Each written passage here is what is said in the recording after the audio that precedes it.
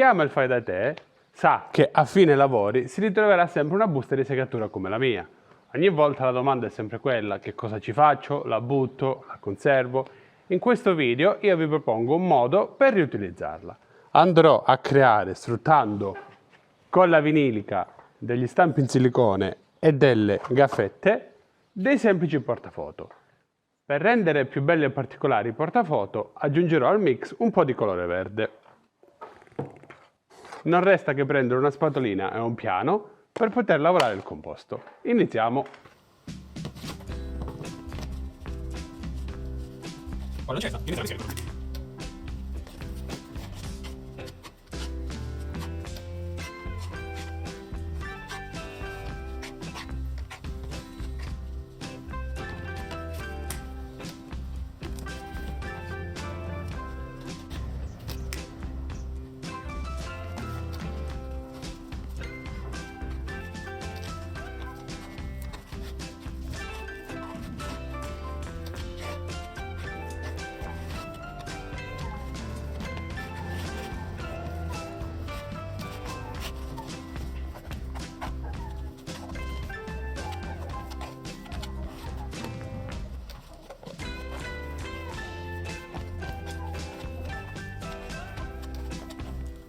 Bene, più o meno. Credo che questa consistenza possa andare bene. Ora aggiungiamo il colore. Questo colore è ossido, per evitare. Per evitare scolorimento nel tempo ho utilizzato il colorante per le vernici da muro.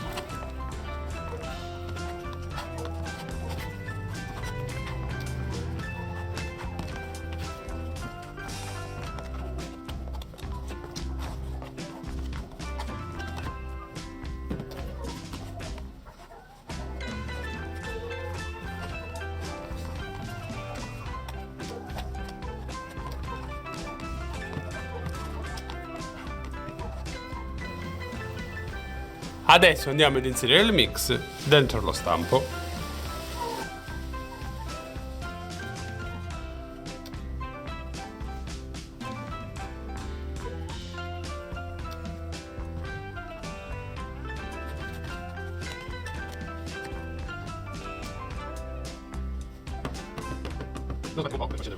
Come potete vedere ho inserito gli altri stampi per far mantenere al silicone la forma, dato che troppo morbido tendeva a deformarsi.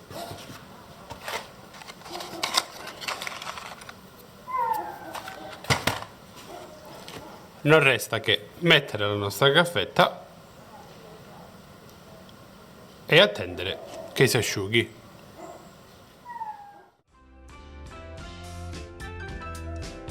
Come potete vedere, il test ha avuto successo, il portafoglio è venuto. Di certo potevo curare un po' di più l'aspetto, ma questo era solo un test per vedere se l'idea era valida. Se volete replicare l'idea vi do due consigli. Il primo, che è quello fondamentale: se non volete ottenere questo aspetto, non utilizzate questi tipi di formine in silicone, bensì utilizzatene alcune più rigide. Infatti, nonostante ne abbia sovrapposte 3, quando ho inserito l'impasto e l'ho compattato, la formina ha un po' ceduto la forma. Inoltre, non essendo ben compatto, quando si è asciugato e si è ritirato, ha perso la forma.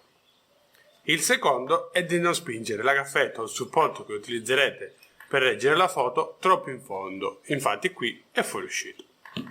Per me questo era un test e quindi, nonostante l'aspetto, devo dire che va benissimo.